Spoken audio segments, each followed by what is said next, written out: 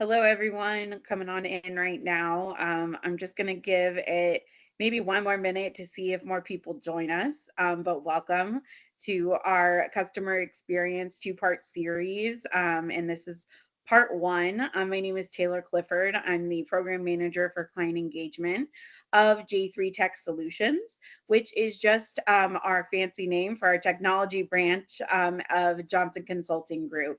So I know that a lot of you joining have probably heard of Performance Tracker. That's our primary product, and that's what myself and my team manage. But I'm joined today with the head of business consulting with Johnson Consulting Group, Nelson. So Nelson is going to be our primary presenter today, and I will be moderating. To give everyone some background on what they can expect today. Today will be an overview of how to grow your business through improved sales by tracking performance on the sales analysis, either by using our performance tracker tool or just in general on your own. We then also have part two coming up next week. It's going to be the same day next week. And that will be our other senior business consultant, Vince Roberge, and he will be going over the survey and customer experience family feedback piece. So today we're going to have Nelson kick it off with the sales and analytics information. I'll be interjecting with a couple of questions as well, but please, if anyone has questions, feel free to ask throughout. And we look forward to presenting to you today.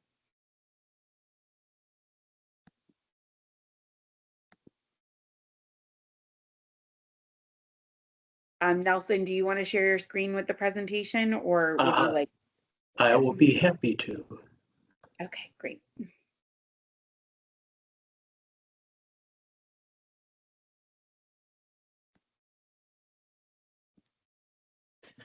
And then just let me know when you want to begin once you feel the lobby is all filled up and emptied out. Sure. I think we're up to 50 attendees now, 51. I think we can go ahead and get started, and people might trickle in. But one of the primary questions that we're going to be answering is what are the keys to evaluating actual performance on the sales analytics side? So that's where we're going to kind of kick things off here. Well, thank you, Taylor. The combination of the two sides of Performance Tracker are really very unique. Within different point of sale systems or other survey programs, you will get similar information, but by combining the two that you'll get to see over the course of this session and next week's session is when we can combine the information that we get back from the consumer as well as the specific contract data that's coming out of the arrangement room. And like Taylor said, today we're going to focus in specifically on that area. When we talk about our model for which we consult with funeral homes, we look at four fundamentals of funeral home and cemetery success. And that's customer service. Obviously, surveys take a front role in that. Workplace, which plays into survey responses, as well as how we evaluate individual funeral directors and their interaction with client families.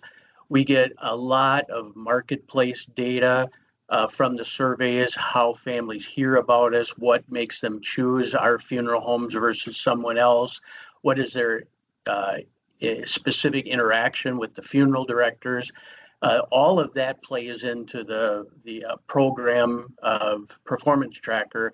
But today we're going to focus specifically on the financial management portion of what we are able to learn. When we talk about financial management, especially when we're providing our leadership and management programs or any of our other coaching sessions for funeral home owners and those looking to take on that role of either an owner or a manager for someone's funeral home, within that financial management context, that curriculum, we talk about how we can control and manage our financial outcomes. And you'll see there's 6 of them listed there.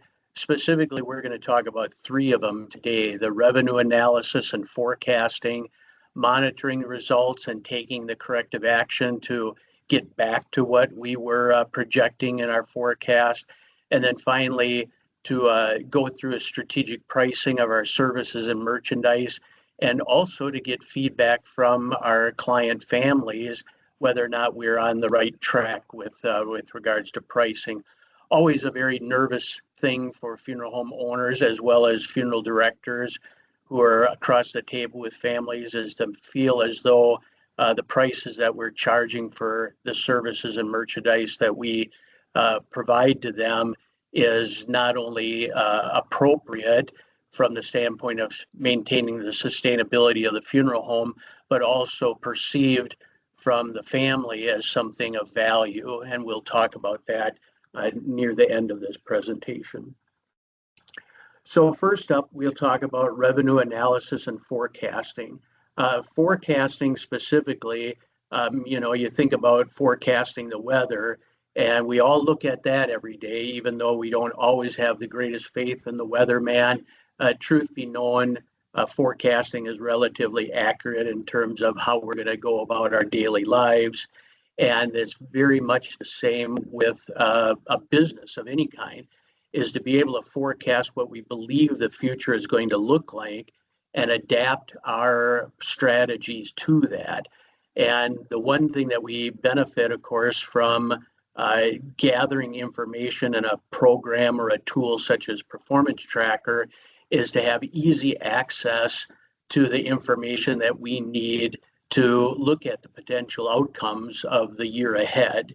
And then from that, track our results to what that forecast is. So we'll talk first of all about revenue analysis.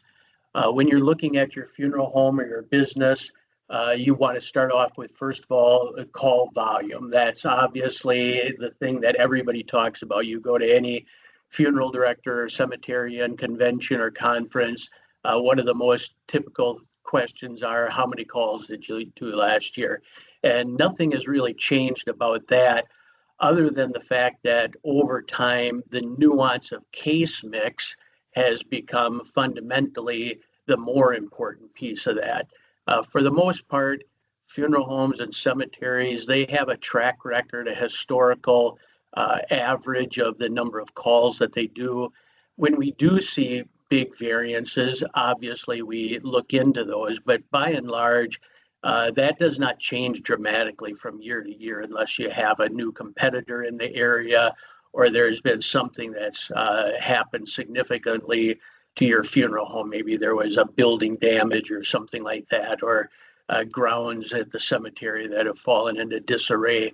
That may affect your overall call volume, but case critical to understanding how your business is going to evolve over time.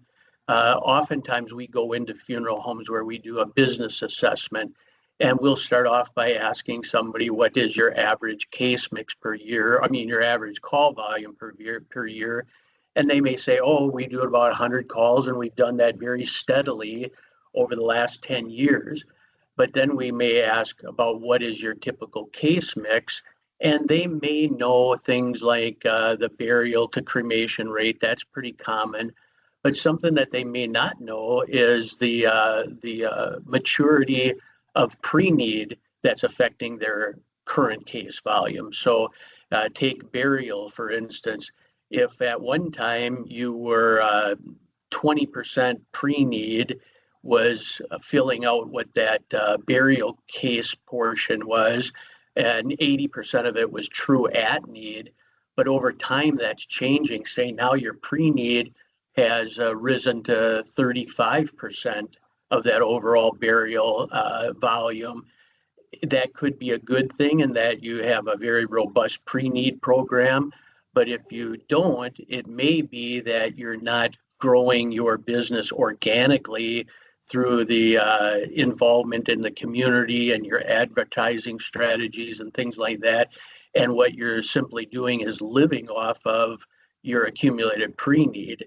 It looks as though you've maintained a good volume within the community, but in fact, you could be losing on market share if your case mix is rising from a pre-need source rather than continuing to develop your organic growth within the marketplace, as well as what the just natural increase in death rate would be in the area.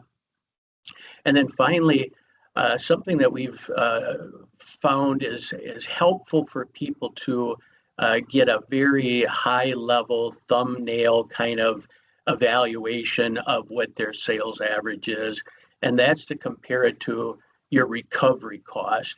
Now, this is overly simplified, and I want to make that very clear because a number of people could debate what the value of the recovery cost is and knowing that. But it isn't something from the standpoint of diagnosing a problem, but it's kind of like taking your temperature. You realize there is a problem if I've got a temperature of 102 degrees, and maybe I should be seeking out professional advice on what that might be. So recovery cost is simply taking the total cost of your operational expenses and not including what the cost of goods is sold is, but labor costs, facility costs, advertising costs, general administration costs, vehicle costs. You put all of those together, come up with a sum total of all those expenses, and divide by the number of cases you do each year, and you will come up with an overall recovery cost. It's the amount that we have to generate in each service sale that we provide in order just to cover what it takes us to be out there providing those services.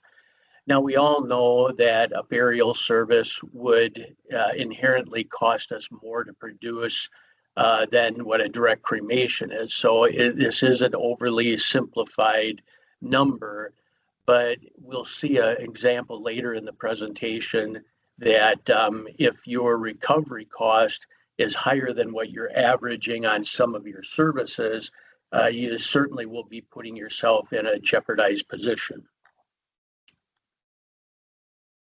This is how we go about. This is high level. If this is something that you're ever looking to do a little bit more in depth and you'd like the help of Johnson Consulting, you can always reach out to us. We're more than happy to walk you through the process, or if you need help actually doing it, we're more than happy to do that as well for you. But the basic steps of budgeting your revenue is projecting your overall call volume. We've already talked about that. Allocating call volume according to your recent case mix. And there again, we're talking about more than just simply burial or cremation. We want to know the specific case types within that case mix. So is it traditional burial? Is it graveside burial? Is it immediate burial? For all of our clients during the time of COVID, or when COVID was at its peak, that was a very serious number to have and very important in evaluating and forecasting what the future would be. On March 20th of 2020, when the government in general said you cannot have a public visitation or public services, your traditional burial essentially was eliminated as a choice that families could make.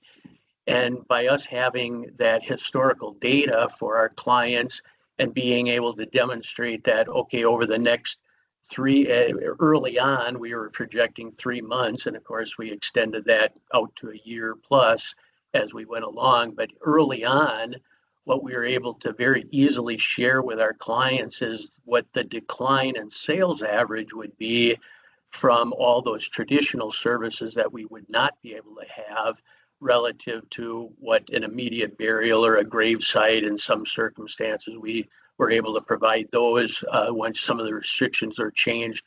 So knowing that, even though going into 2020, we weren't basing any projections on that, we could easily pivot based upon the detail of that information to give a more updated, realistic forecast of what our revenue would be.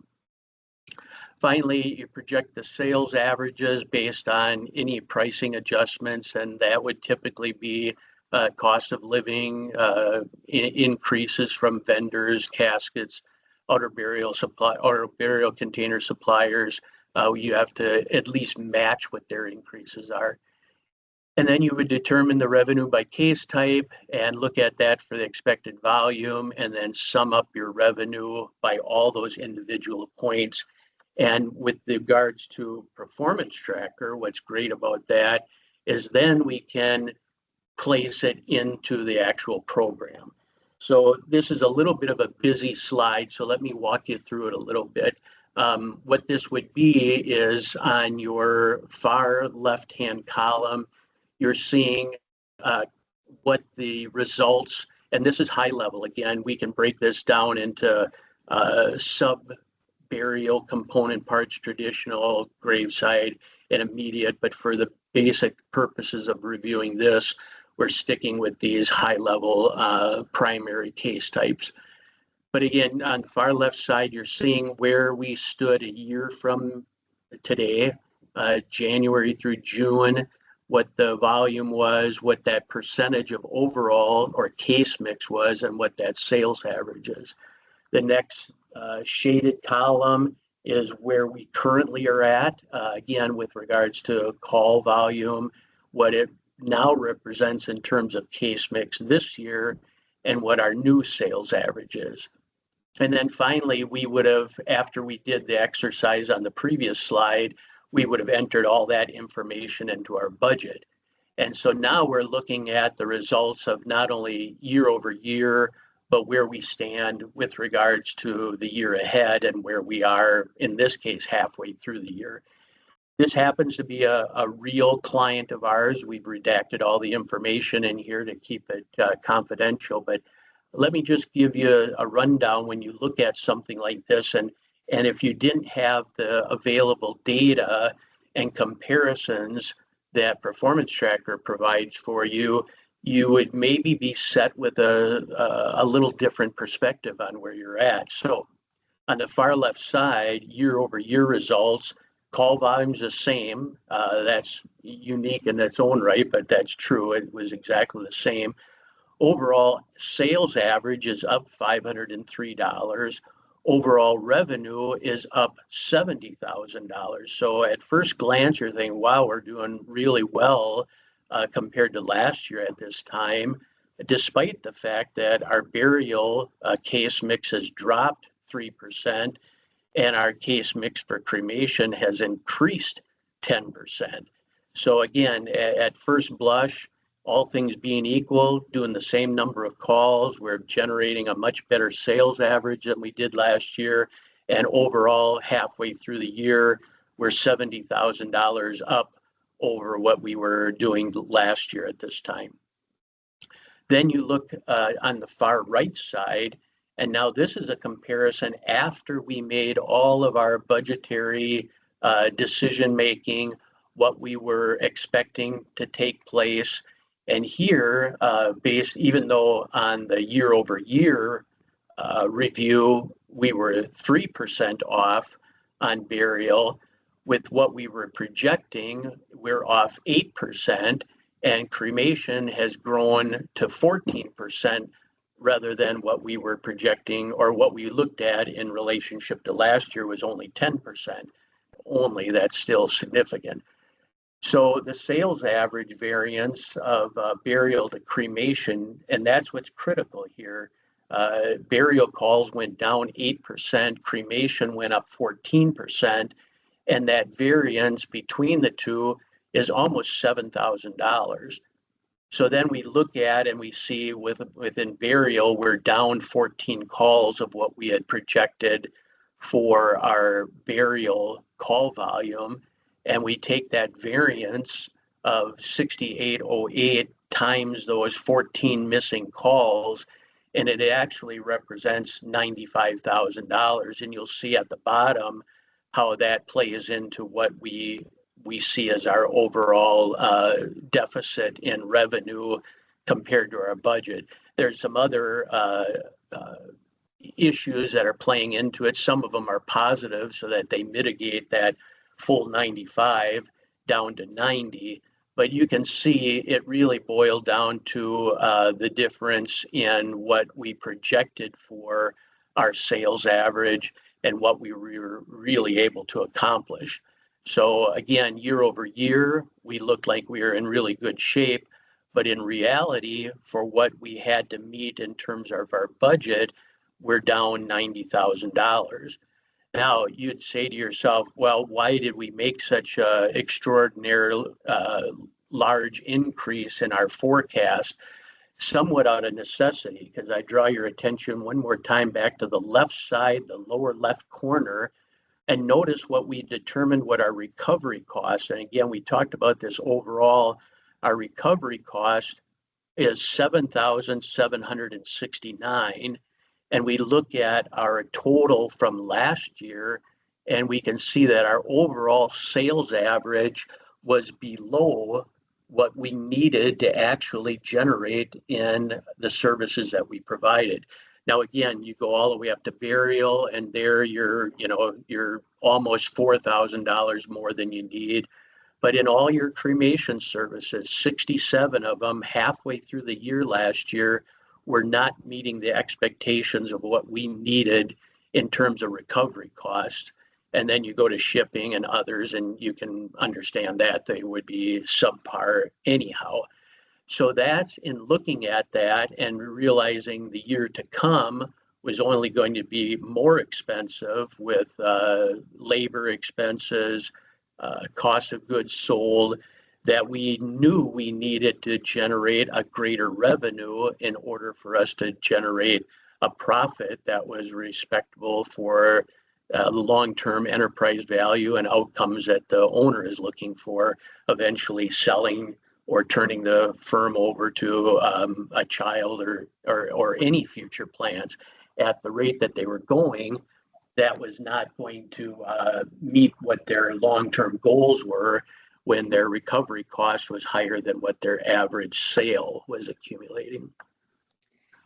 Nelson, I actually have a question. So with Performance Tracker being the primary tool that you use as a consultant on the side of things, you can obviously see how it's an invaluable part of what you guys are doing.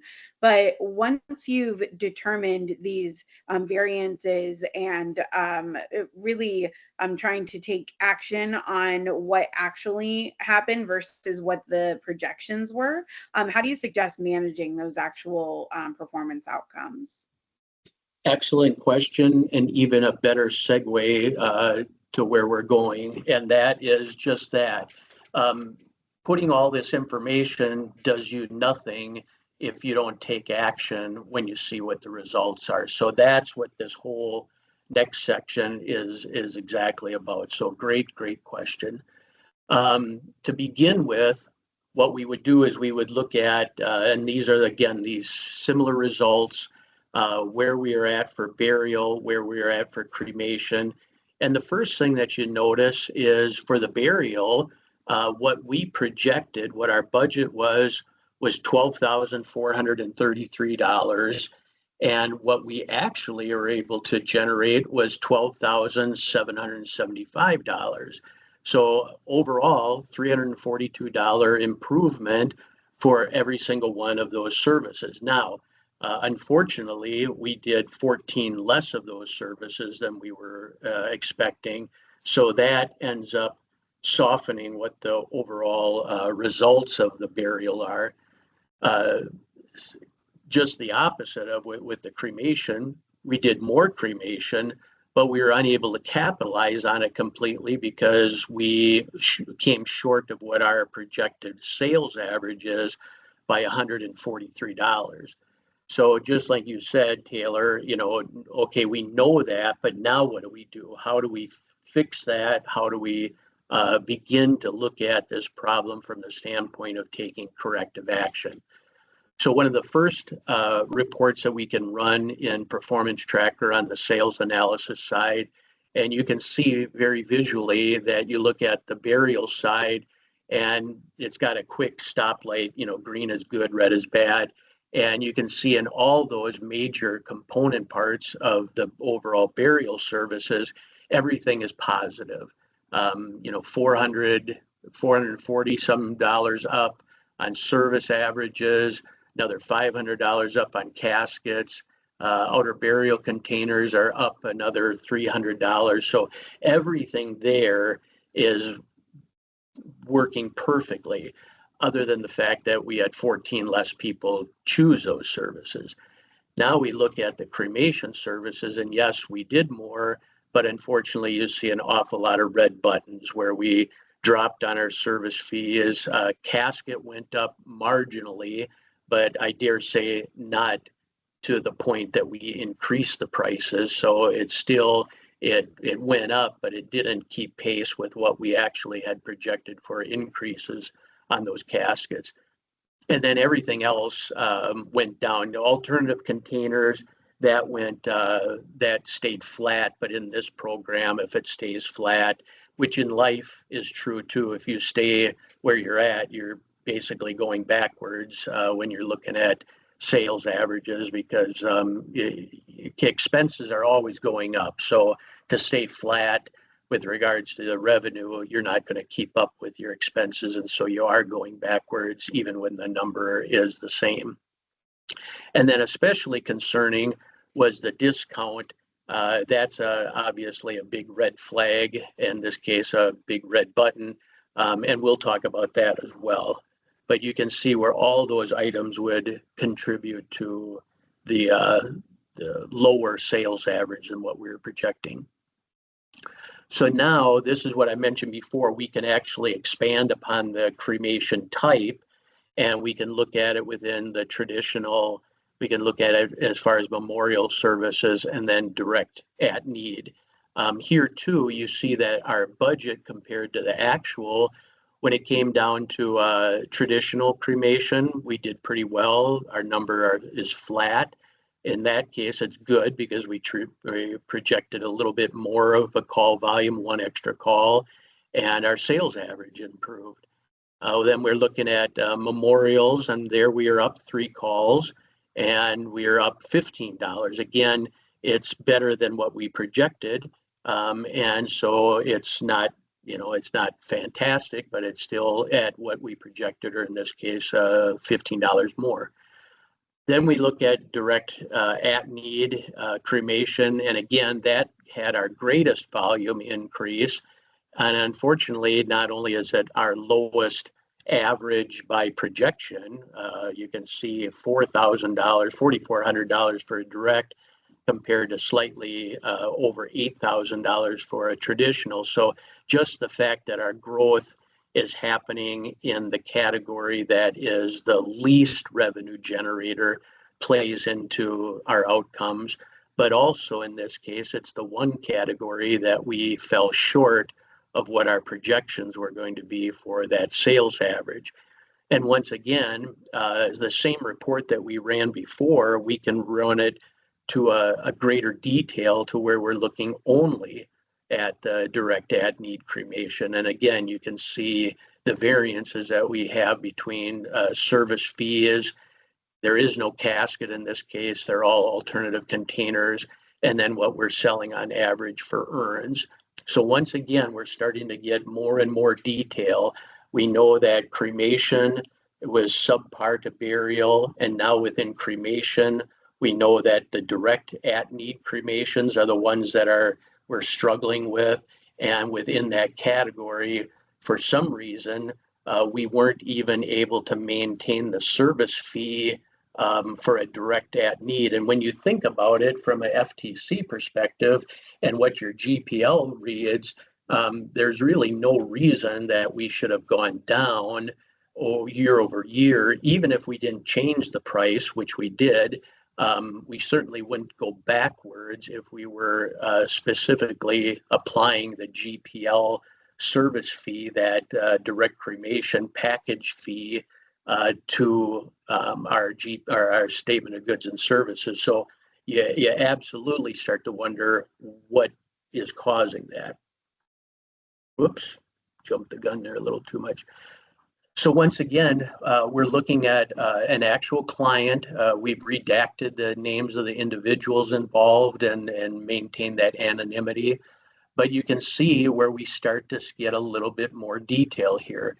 So with regards to the case type and the service average overall, you can see two of our rangers are neck and neck. They're both doing 12 cases so far this year, and they're within, $125 or so of each other.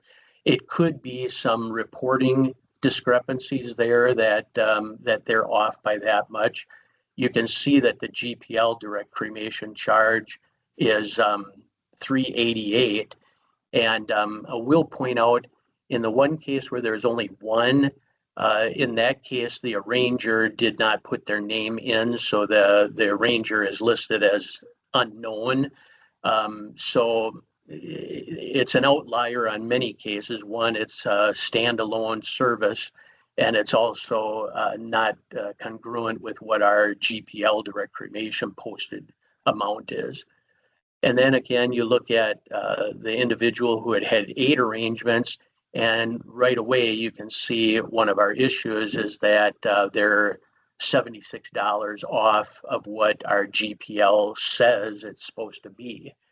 And then we go in and start to break down those a little bit more in detail. We see what the service fee types are. We can see what the earn take-up rate is, as well as the earn sales average. And I've calculated what the overall impact of those differences are for the individual who only has a 37% take-up rate versus the other two that have 75% take-up rates. And then you see alternative containers, so there's no question there. And really, when you're thinking about in terms of a direct cremation service fee, we should see the exact same thing. That 3,880 should be, up and down just as consistently as the alternative container. So we obviously have some instructional discussions to take place with probably the entire staff, as well as some accuracy in reporting, whether or not somebody may have inadvertently added a flower sale into what the service fee was, and that's throwing off some of our numbers. But we can certainly tell that one of our arrangers is having difficulty, one, in selling urns at 37, almost half the rate that the other two are doing.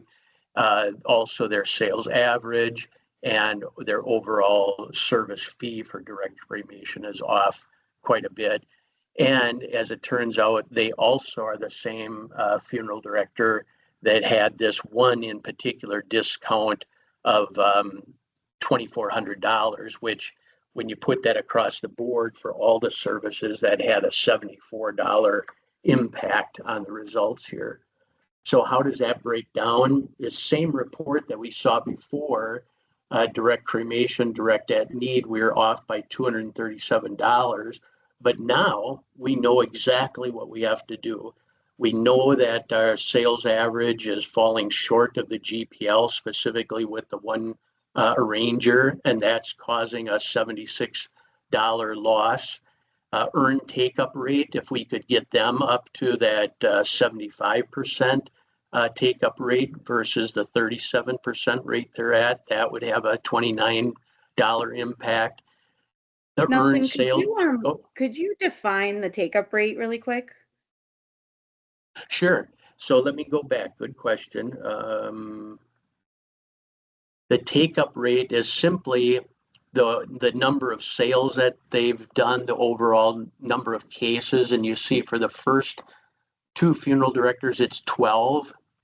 And down below, those same 2 funeral directors had 9 urns or keepsakes sold for the 12 services that they arranged for. And the quick math on that is 75%. So that's what their take-up rate is. So ideally, if we anticipate coming up the rest of the year, if they did another 12, and they were still doing that at 75%, they would sell another 9 urns over the course of the remaining part of this year. unlike the other arranger that right now we would anticipate that they would sell only three more urns throughout the course of the remainder of the year. But by knowing this, we can sit down with that arranger, discuss with them how they go about making the presentation of urns, maybe even putting them together with the other two arrangers, and they can talk about presentation styles or key verbiage that they do, and that alone could significantly improve that person's take-up rate. Does that make sense? Yes, absolutely. Thank you. Sure. So you see, in the end, we knew we had a $237 drop in that one particular category. And ultimately, that was kind of our Achilles heel. The other areas were at least at the same amount of call volume or slightly more and generating a higher sales average, all of which is going to improve our performance to budget. But the one area that was hurting us is the fact that we were, of the growth rate involved, we are growing within a category that generates the least amount of revenue in the first place.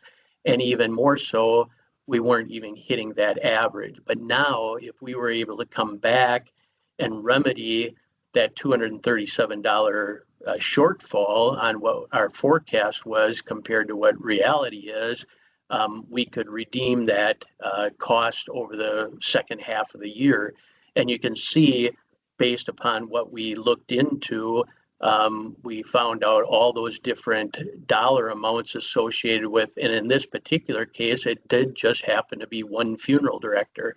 So taking some extra time and attention and making sure that they fully understand the impact that they're having and how they can improve performance, there's really no reason we can't expect that we can help that one individual arranger return maybe up to $218 worth of that $237 shortfall. Now I'm going to step away here just to give you some people may say, well, it's paltry dollars and things, and it's an unfortunate thing that we do fall into sometimes, especially for arrangers who may be writing up contracts for $10,000 and $12,000, and they think, oh, what's the big deal if I give a discount here, or that I don't, perform something or show a family an urn or a keepsake that I didn't think that they were going to buy anyhow, so I didn't even give them a choice and show it to them.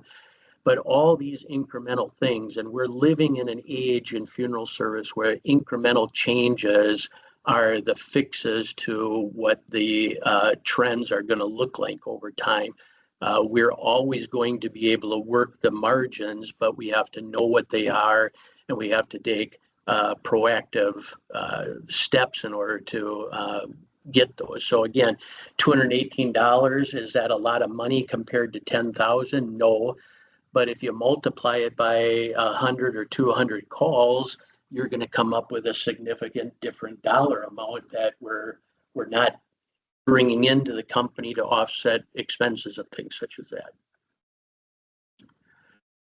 This will help give you a bigger picture, and one that's probably going to open a few eyes a little bit. Again, this is a real client. Information has all been eliminated as far as the client themselves and the individual names of the arrangers. But on the far left, where it says arranger, that would have the actual names of the individuals, and then the number of cases that they have arranged for in terms of burials, and then finally what their average is. And you can see that we've got quite an average range within and this is, at-need burials. So you have one top performer there, 22 cases they've arranged and averaging a little over $11,000. Then you go down to the bottom two, they've done 23 and 21 arrangements respectively, but they're averaging sales at $8,400 and $8,100 respectively. So you take the two examples or take the two comparables and show how they relate to example number one. And what it is the 2650 is the shortfall between 11,000 and 8411, and that's times 23 cases. That's a variance of, almost $61,000. And then the other arranger, slightly higher sales average variance, but 21 calls instead of 23.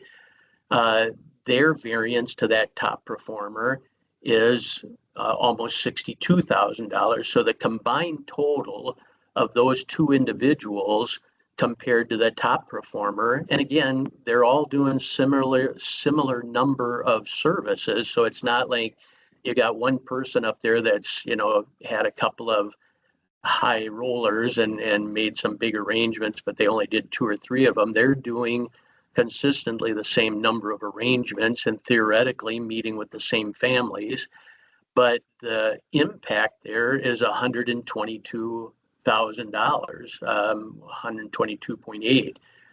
And then you say, well, let's not take the top dog, let's not take the best person on the whole deal. So we go down to the next one, the next highest performer in terms of case volume. So certainly getting more than their fair share of repetitions with families, and to take just their sales average compared to the other two, and you'll see a 69,000. So at the very least in that comparison, you can see that we can look to two specific arrangers as having an impact of nearly $70,000 in revenue in that category. So that shows you the extremes. One, where we're kind of nickel and diming and finding every dollar we can, and then other ones where it's just a blatant example of where underperformance, or maybe not underperformance, but just not a lot of support or help with regards to presentation. I've dealt with people like this before, and you go in and talk to them, and you might say something as simply as, hey, tell me how you explain your caskets and vaults.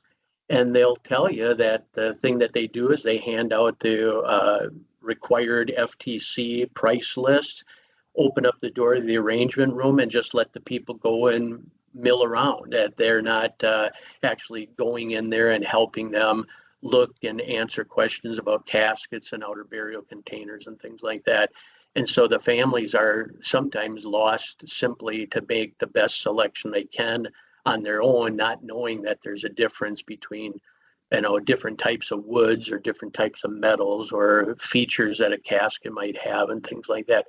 All of those are the things that we would want to, focus in on those two arrangers. And again, without Performance Tracker easily presenting this information, you might just say, oh my gosh, why is this happening? But now you've isolated two people where you can take your time, spend a little bit of extra work with them in how they go about their job, and may in fact significantly impact the overall performance for the company. That brings us to strategic pricing. This is a sample of something that we would put together for a client and helping them come up with a merchandising plan for caskets.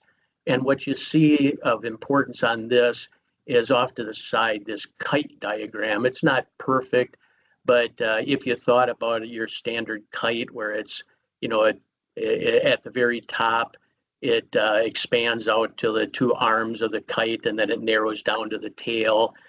Theoretically, as you would go down and add more price points here, you'd see that tail of the kite form. And maybe if you expanded here in the number of options or varieties to choose from, you'd see the expansion of the cross arms on a kite. So that's why we give it that term. Excuse me, Nelson. I'm so sorry. We've got one more question from Ross to John. And he just wanted to know, when a firm engages with the Performance Tracker software, does JCG establish the budgets and recovery costs with the client, for the client? How involved is the business consulting team on establishing those numbers? Yes, so that is an absolutely wonderful question. What we do in the first year as a courtesy extra value is a business consultant will work with you and help you establish what that budget and entering all that extra detail into the system. That time alone should give you the understanding on how you could do that in future years. But if you said, hey, we really like the fact that you were able to do that for us and really zero in on what our projections were, we'd like to engage you to do that. So in any subsequent year, there would be a fee for that. But as a courtesy and to give you, one, the full value of what this tool is all about, and also give you a leg up on immediate success, there would be a business consultant that would provide that extra support at no additional charge the first year. Awesome. Thank you. Great question. So going from this, this is the information that we can also get within Performance Tracker. And simply what this does, when you think in terms of what we were just talking about and how we would like to see the distribution of call or casket sales in the shape of a kite, this we probably have it sloshing down into the shape of an L maybe. So we can track that casket retail frequency. And what's interesting here is you might normally say my average casket sale is this, and that would be that green line. But what's even more important is to know the mean casket sale. And what we mean by mean is if you lined up every single casket, the most expensive one that was purchased and the least expensive one that was purchased, and slowly but surely take one off of each end, back and forth, back and forth, back and forth, until you finally settled on a singular casket that was remaining, that would be your mean casket sale. And that gives you a better insight as to how the different selection of caskets ultimately impact that average casket sale. So like in this case, they had one person that bought a $10,000 casket, and that is pulling up that average casket sale. So when you look at it and say, oh, my casket is sales average is right around $2,800, and I talked to a buddy of mine and his was at 25, so I guess I'm really doing quite well. But your other friend, your other buddy funeral director, he may not have had a $10,000 casket sale, and even though his sales average may be lower, it may be closer to what his mean casket sale is. And that's truly the reality, because that represents the larger portion of the caskets. And you can even see where the lines, where that's forcing that mean casket sale is. The key here is you don't have to go up and down the whole list of all your arrangers and be spending all that extra time individually one-on-one with how do we approach presentation and casket sales. But instead, we can run this report, and it's presenting the same thing, the average casket sale and the mean casket sale. And again, off to the side here, we've redacted this and taken out all the arranger names. But you can see in this case, once again, we have two primary arrangers. One of them having 11 arrangements, another one doing 14. This one's, just a couple of calls behind two of them that are up in this bigger category here of the above the average casket sale. But just by working with these two arrangers, if we were able to impact their sales down here, that would drive the mean casket sale, and it would also improve your overall average casket sale.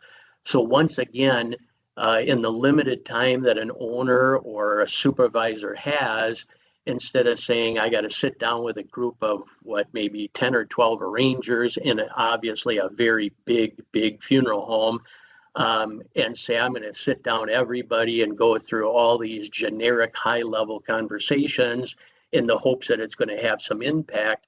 Now, I can focus in on two primary arrangers and spend the quality time with them, get their point of view, understand what they're running into as far as obstacles and issues and presentation and things like that, and makes your time as a supervisor owner much more productive, and once again can have significant impact on the overall outcome for your company. Then this is another thing, and Vince, who will be doing the presentation next week, will talk an awful lot about the pure customer feedback that we get. But in this particular case, I do want to present this one portion of it, and Vince will probably do a little repetition on this next week as well. But TVI stands for Total Value Index, and that's when we're asking families for the services that you received compared to the price that you paid. Do you feel that your value was above what you expected, exactly what you expected, or below what you expected? And again, you can see this particular client has a 970 TVI, and the national TVI is 930, so significantly higher with regards to that. And keep in mind, this is that same client that I showed you earlier on, where we needed to do nearly a 9% price increase at the beginning of the year because their recovery cost was higher than their average sale. So we had to make some drastic measures, and we did some significant price increases. And yet 6 months later, those same families, because this is an exemplary funeral home, they do, you can see their scores at 984, and their NPS score is 95. That's saying I would come back to this funeral home. The national average on that is about 88. So very satisfied clients. And when it's all said and done, despite, nearly a 9% price increase, they're coming back and saying the value of what I received compared to what I cost is, well above what I paid for. So great feedback for a client and an owner who you can imagine went into the year with a great deal of intrepidation about raising prices and how that was going to impact the overall outcome. But families are responding in kind. And they're seeing the value themselves in terms of their profitability. So I do want to interrupt really quick. Yep. With sorry, Nelson, I don't want to take up too much time because I know we're running low, but on that total value index metric, Vince will go into this a little bit deeper next week, but that's also the primary metric that we use internally at Performance Tracker to determine the winners of our Performance Tracker Excellence in Customer Service Awards that we give out annually. So that total value index, it's not only telling of your customer experience in terms of the voice of the family and the value, so the pricing, but it's also really going to help you compare yourself to other organizations and other funeral home locations around the country. So it's a good metric. We want to pay attention to that one. Yeah, it's an excellent metric and a great point to make, because after all, owning a funeral home is the ultimate balancing act. You need to generate as much revenue as you possibly can, and yet we're all very sensitive to the needs of the families we serve, especially the funeral directors that are the employees that are sitting across the table every day working through those issues with families. So to get that right and maximize your opportunities and yet also maximize the customer experience is really the critical factor. And that's, again, why Taylor said that. It's such a clutch metric to review, and also for us to recognize nationwide when those awards come out. Then one last thing, and I can't express this enough, and it's one of the byproducts of using Performance Tracker, and the different applications that we use, not only from budget development, but incentive compensation plans to reinforce what we're trying to do with our folks, our staff. But to get the information accurate in the system, as I mentioned before, if we have people that are putting into the system every single burial service or every single cremation service as an at-need service, but we're not defining specifically that this was a pre-need or that was a direct cremation versus a traditional cremation, not having that level of detail tremendously diminishes our ability to really truly analyze the outcomes and also affect what the future might be, because we really lack the ability to make strategic decisions or focus time in the areas that we need to, that's going to have the best results. And this is again, going back to the question earlier, this is something that you would have, obviously, Taylor and her team do this, but as a consultant, that first year, one of the complementary things we do is we review what your actual contracts are and how they're being mapped to these case types. Because again, if you're not putting in good data, your results are going to be, impacted to the point where they may not even be perfectly reliable. So we want to make sure you get off on the right foot. And when you do sign up and get Performance Tracker and get the sales program, you'll have a business consultant in the first year provide that courtesy service to you to get you off to the right foot. That's all I got. I got us at 1 minute past, so I still went over, but not as much as I normally would. I am going to open it up to the group for Q&A. I do have one question in terms of the sales metrics that owners should be using in order to really hone in on improving performance over time through something like an incentive compensation plan, like what business consulting offers. Are there specific metrics you want to mention here, or is it really specific to each individual funeral home and what their needs are? Yeah, I think variances are important for any, regardless of the metric, to understand the variances and understand them to the level of the subsets. I tell funeral homeowners this all the time is, say you have a firm that has 5 or 6 different locations. You could in fact see the total enterprise as doing very well, very successful, but that could be pushed along by 1 or 2 locations. And then there's other ones that are, just barely getting along or actually hurting your overall enterprise. The same thing we can see with individuals, and I never want to think about an employee being a harmful part of our organization.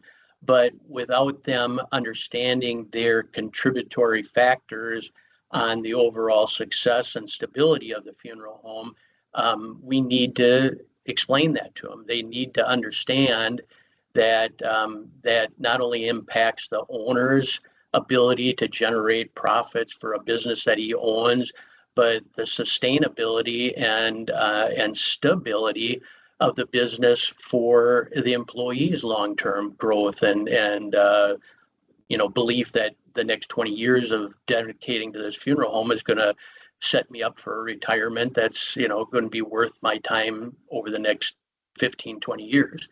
So I think in terms of the metrics, to look at the variances and then to do the deeper dive, like we said before, just knowing them or looking at them. Or, even these programs, you can buy this program, but if you don't use it as a tool, it's not going to really do a lot for you. But if you do use it and apply it, like all good tools, it will make your work, tremendously easier and less complicated and less likely for failure when you use the right tool for the right job. Yeah. I have 2 other questions from attendees. They both pertain to pre-need, so I'm going to kind of wrap them into one. But one is how can Performance Tracker be used with our pre-need specialists? So as a tool on the pre-need side.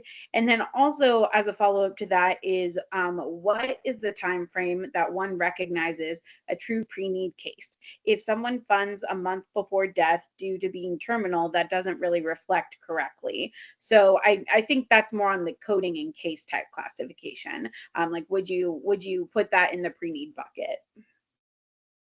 Let me take the first one, and that was how can it be applied to pre-need?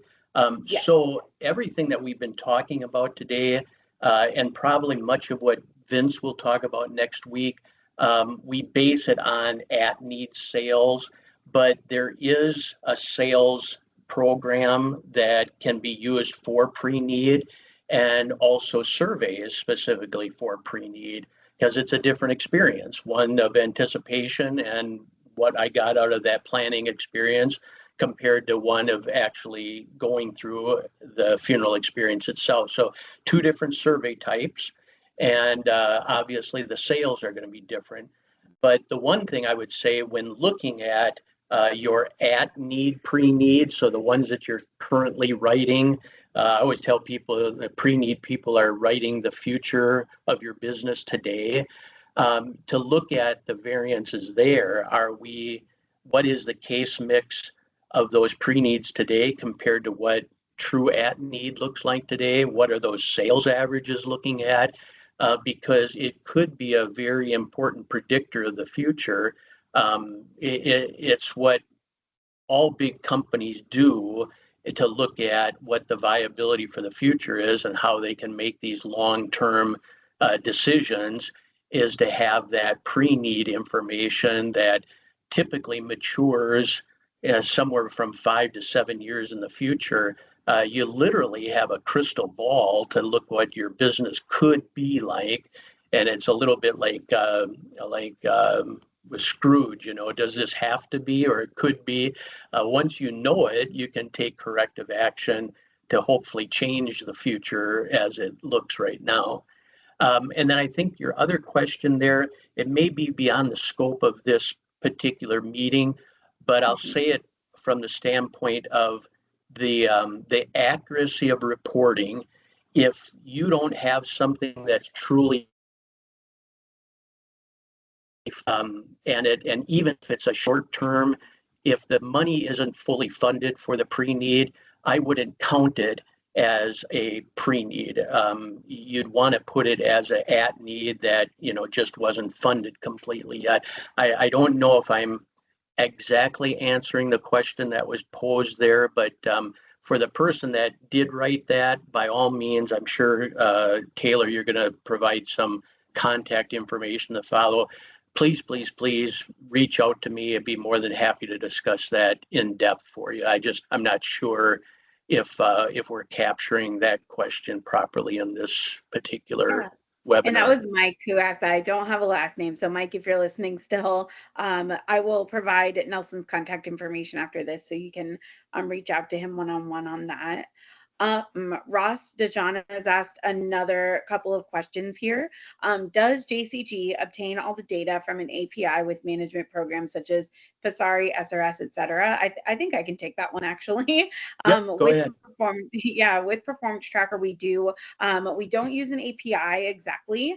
Instead, what we do is allow through Pasari, SRS, all of the point of sale systems that we are connected with, which is a great deal of them. They actually provide us access to your data. So we'll have like an admin account and we have access to all of the clients of Performance Tracker through that admin account. And then we do export on an automated basis. So Pasari, for example, will export every Friday. And we'll always go back to the beginning of the month. So we capture any cases that might not have been fully completed on the last week's export. So we don't have a true API, but we do have that connection, and we make all of that automated for you as long as we work with the point of sale system.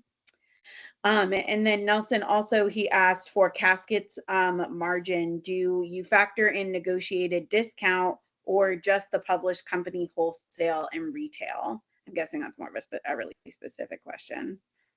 Yeah, that's a great question. You could do both things as long as you're doing it consistently. But from my point of view, I like to look at just the true wholesale to retail, the discounts that you can generate, unless you know and can predict that. But oftentimes they're built around variables based upon, the number of units you sell or specific units or the percentage of your floor that includes a particular vendor or not. I like to remove all those variables and get to what I think is, the down and dirty exact, you're getting this for that, and then all the other discounts and just turns out for gravy later on. So that would be my recommendation. Do your comparisons. We do, and what I'll ask everybody, maybe it'd be the easiest thing, we we generate periodically a industry standard of expenses, of which sales, cost of goods sold is one of those metrics. And because we do so many supports of mergers and acquisitions and help broker those, we see an awful lot of financials throughout the country. And consistently over time, we can update those. And we recently did just update our industry benchmarks for expenses because of the changes in labor, and specifically as what's being asked with regards to cost of goods sold. We all know that caskets have gone up, not only their regular wholesale price, but delivery charges and surcharges and things like that. So anybody that would want that, I would just follow whatever instructions Taylor's going to give you about reaching out for some more information. And if all you say is, please send me, Johnson Consulting industry benchmark, be more than happy to send those to you. As well as, Ross specifically has asked a lot of really good questions. If anybody has questions, please feel free to reach out to us. We're more than willing to sit down and offer up an hour of our time to go over any of the pressing issues of the days or concerns that you might have. So know that we're there to support you in any way we can to help you do the good work that you're doing in your communities. So thank you again, Taylor. I appreciate the time today and all those that were in attendance. Of course. Thank you so much, Nelson. This has been really informative for me as well, not just for our attendees. So everyone who is still on with us, we will be sending out another communication to all of the all the registrants, I should say, with our contact information. You can reach out to us through the Johnson Consulting website to inquire about any of the either business consulting services or performance tracker. As you can see, they go hand in hand. So we're here to help you with whatever you guys are looking for. And we will touch base with you again soon. I do look forward to seeing you guys again next week for part 2. Please make sure you attend. We'll be going over some more of our performance tracker capabilities, social media reporting, as well as key performance metrics on the surveys. So we hope you guys have a great afternoon, and thank you again for joining.